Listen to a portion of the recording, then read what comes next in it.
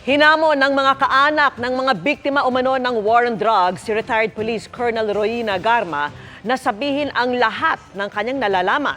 Kasunod yan ang paghingi ng tawad ni Garma sa pagbunyag niya tungkol sa extrajudicial killings sa pagdinig ng Quadcom. At nakatutok si Maki Pulido. Babae pa ang anak ko. Hindi nila pinatawad. Humingi na sa klulo yung anak ko. Wala akong magawa. Nitong February 18, 2017, kinaladkad ng 4 na lalaking nakabonet palabas ng bahay ang panganay na anak ni Aling Salvacion na si Cristeta. Sa labas ng bahay, 3 beses binaril sa ulo si Cristeta. Wasak na wasak po ang ulo ng anak ko, ma'am. Hindi ko siya maakap. Ginawa ko, kuha na lang akong kumot, ma'am. Binalot ko yung ulo ng anak ko para maakap ko po siya. Isa si Aling Salvacion sa mga namatayan ng mahal sa buhay sa ilalim ng gyera kontra droga noong Duterte administration.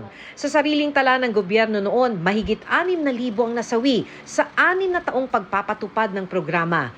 Karaniwang dahilan noon ng administrasyong Duterte, meron kasi mga nanlaban kaya napilitan ng pulisya na depensahan ang kanilang sarili. Pero may mga kasong tinawag na extrajudicial killing. Pamangkin ni Randy De Los Santos si Kian na inakusahang drug pusher. Binaril ng mga pulis si Kian noong August 16, 2017 dahil nanlaban daw ito sa drug operation.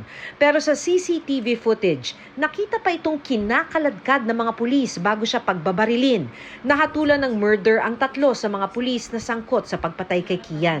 Masakit sa akin na naririnig ko na grabe yung ginawang pagpaplano para magkaroon ng malawakang patayan. Sana walang mga batang naulila ngayon. Sana buhay ang mga taong ito.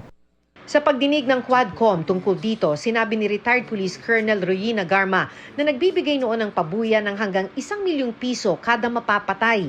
Sa pagdinig, nagsorry si Garma sa pamilya ng mga extrajudicial killings habang siya ay City Director ng PNP sa Cebu. I am very sorry in behalf of my men na nagkamali sa inyo. I'm very sorry.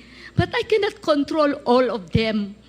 Lahat sila trained police officer. Alam nilang rules of engagement. Pero para sa mga nakausap naming pamilya, Sabihin niya lahat yung mga involved diyan sa EJK na yan. Kasi marami yan sila, ma'am. 2 anak ni Aling Llore Pasco ang dinampot noong May 12, 2017 at natagpuan na lang ang kanilang mga bangkay sa Quezon City kinabukasan. Legitimate police operation daw ito, sabi noon kay Aling Llore. Nasusukol na siya.